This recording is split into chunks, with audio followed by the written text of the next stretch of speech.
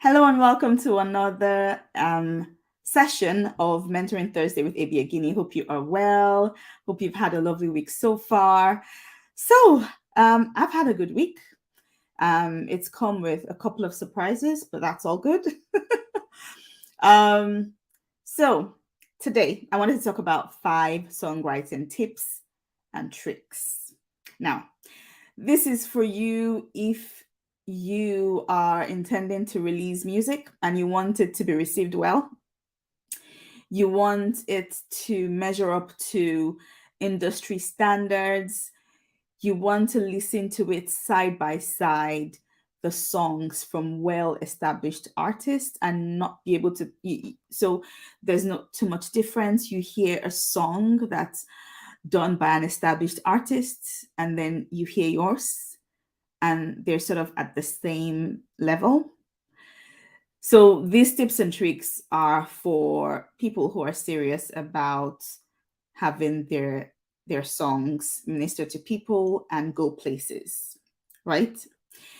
And why will that be important? Because obviously you want positive feedback that encourages you to keep going.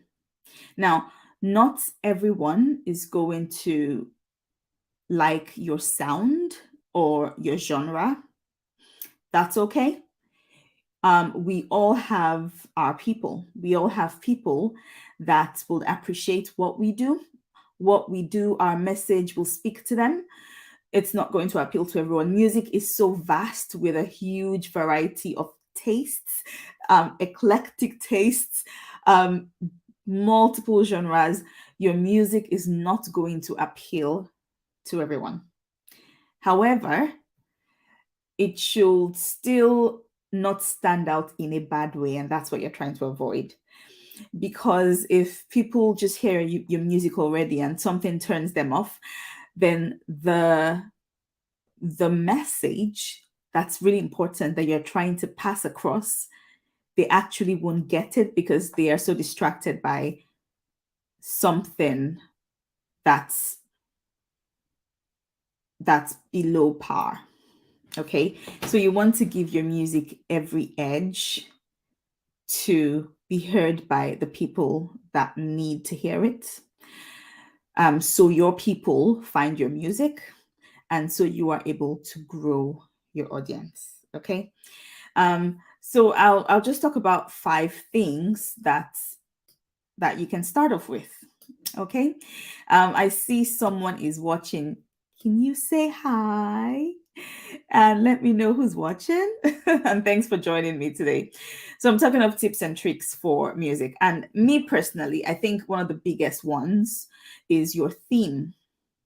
Okay, your theme. How relatable is your theme? Okay. Um, is it going to appeal to just a select few? Or is it a universal theme? So it should be something that everyone can relate with. If it's too specific, maybe you're telling a particular story that is too narrow, then you might want to broaden it and make sure more people can relate with your topic, because that's what you want. You want people to be able to see themselves in your song, identify with the lyrics, say, oh, I know I went through the exact same thing. I know how you feel. You want people to relate to your theme. So the strength of your theme, how relatable it is the number one for me. Go with something broad. Go with something universal. Okay. So obviously love is universal, which is why there are never enough love songs. Love. You can throw themes out there, people. So love, relationships, fulfillment, failure. So one of my songs is about failure and hope. Those sort of things are universal. So let your theme be relatable. Okay, so that's one. Number 2, strength of idea. What is the level of impact that it'll have? you want it to have huge impact on people, right? So the strength of the idea is major as well. Number three, strength of the melody. So I think this is what a lot of people really start off with, right? They're like, hook. I need a hook. I need a good hook. That's great. Strength of the melody. It's a huge win if someone can hear your song the first time and it plays over and over again in their head. That means the song has a great hook.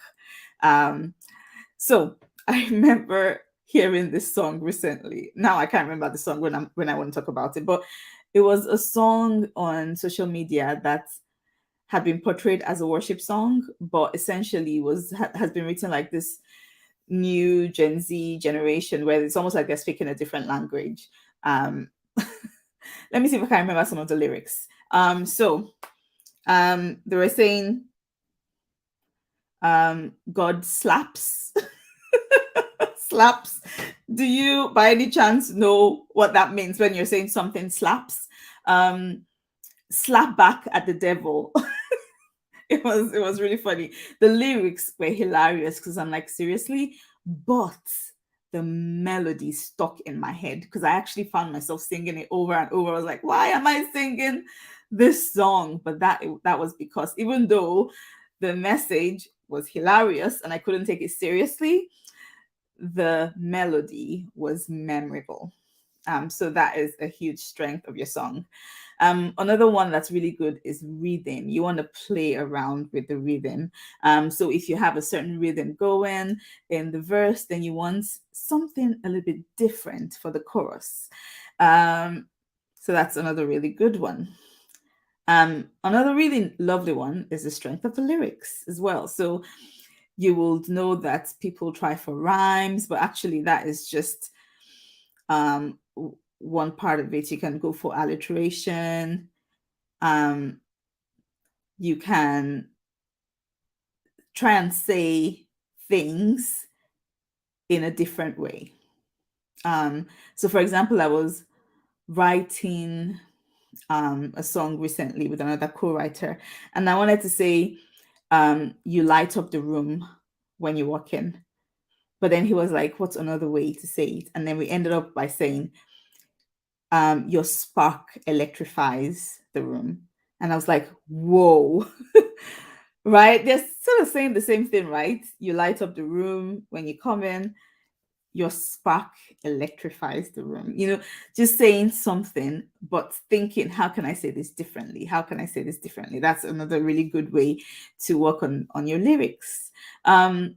So for me personally, when I write, I start with a theme. I want to feel really strongly about my theme. So if I'm doing a co-write with someone, I could start by saying, hey, so what's been on your heart recently?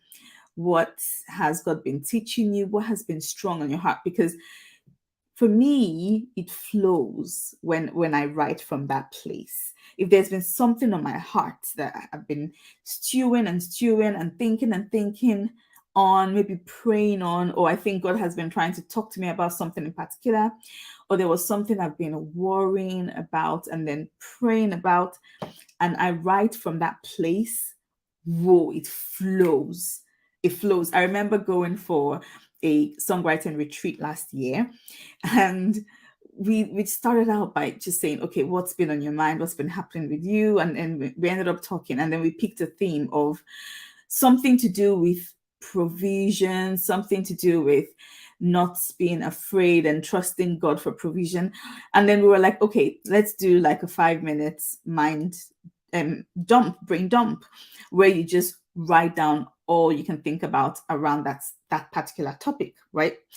And what I find is that when I do that with my co-writers, when we actually start penning the lines of the song, we have a lot of material that we can possibly use, because we've all just done a brain dump of all the thoughts that occur to us around that theme.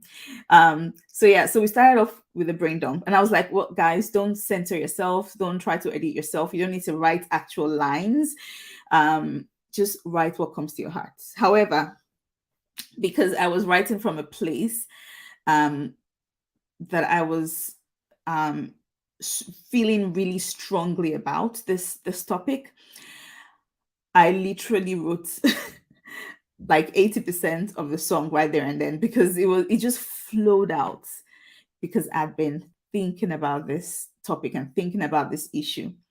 So when we all got together, and we started to talk about it, we changed out some lines, but I had essentially just done a brain dump of a whole song, because I've been writing from that place.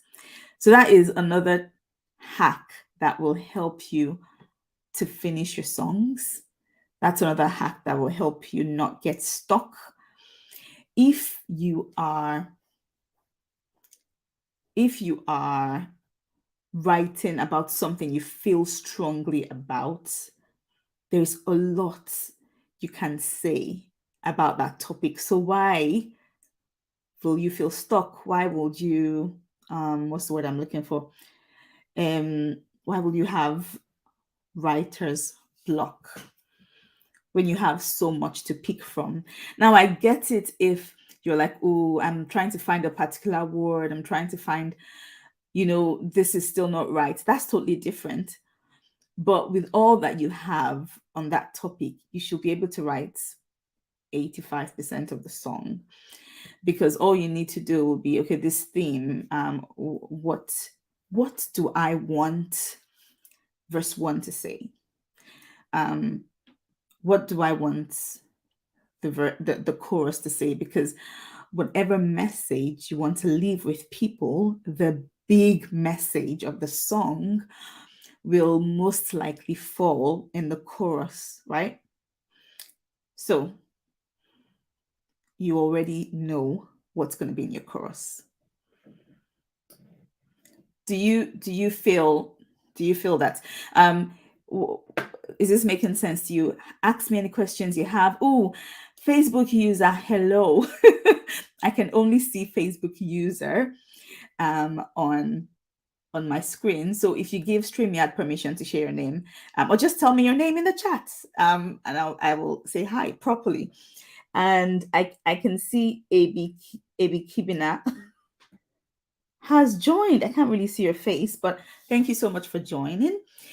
So yes, songwriting. Do you have a love-hate relationship with co-writing? What experience have you had with co-writing? Let me know in the chat. Let me know if any of the tips and tricks I've shared is helpful for you. Those will be my top ones. Hello, Karen. How is Virginia? And how is that lovely granddaughter of yours doing? Hi, Holly. Holly, the housewife in the house on Instagram. All right. So, what else can I share around songwriting?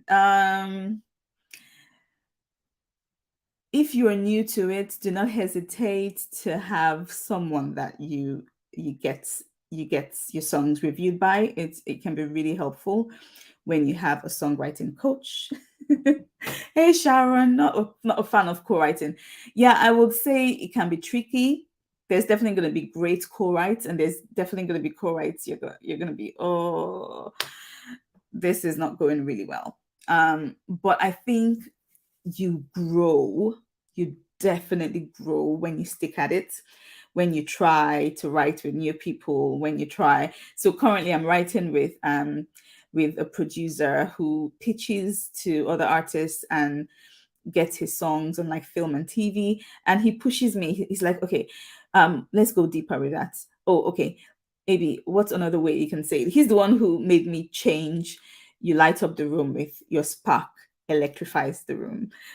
So there's definitely things you can learn from working with people, but know that sometimes you're gonna walk into a co-write and you're gonna like, oh, this is too hard. And the sound, I think I when I write a song, it's a default to sort of, a lot of my songs sound alike. But when you want to learn how to write a different genre, you can only get good writing in a new genre when you are co-writing with someone else who does that. So it's definitely something that you want to work on. So you can start by having a dream list of people you want to co-write with, and maybe start engaging with their posts on social media. If they post something, just engage with it. Say, yeah, that's lovely, amazing, love it, heart it, share it. Let that sense of rapport develop. And then you can approach them later on and say, hey, I would really love to co-write with you. What can I do to make this happen? And if you don't ask, you're leaving things on the table. So you don't lose anything by asking, you don't lose anything by reaching out. Another really good way to co-write and to learn and to grow is to actually work with a songwriting coach, because this is what they do. They are great at giving that feedback. It's a bit of a skill to give feedback, because you don't want to hurt someone's feeling. But people that are used to doing it, people that that's their job, have no qualm saying, no, you can do better, you need to go back and rewrite this part. They have great pointers. So even if you pay them for a period of time, that's an investment in your future. That's an investment in your music career. So that's another great way to improve in your songwriting. All right. So I have a coaching call coming up. I am going to start winding down. Unless anyone has any questions for me, feel free to ask questions later on if you're watching the replay.